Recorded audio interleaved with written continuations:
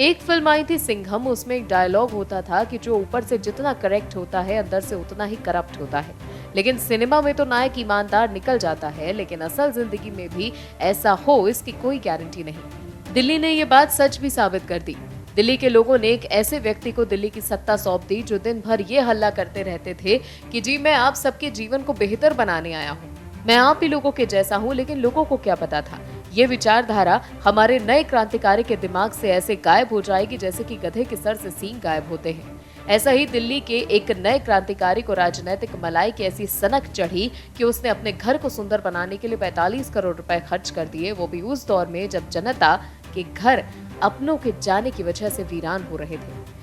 अब जब सीएम साहब के घर पर रोज नए खुलासे हो रहे हैं, तब सीएम के साथ पूरी की पूरी आम आदमी पार्टी की मंडली को जवाब देते नहीं बन रहा।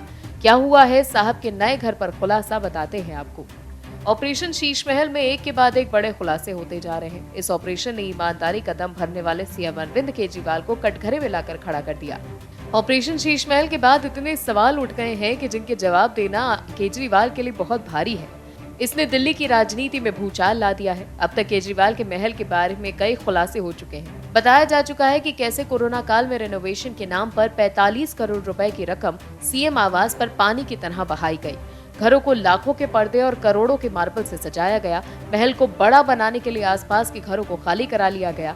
अब इसी कड़ी में चैनल टाइम्स नाउ नवभारत ने एक और बड़ा खुलासा किया। सैटेलाइट इमेज के जरिए उसने दावा किया कि असल में पुराना सीएम आवास को ढा दिया गया था, अलबत्ता पूरा का पूरा नया सीएम आवास बनाया गया है। केजरीवाल के इस नए महल में पुराने आवास जितना तो गार्डन ही है।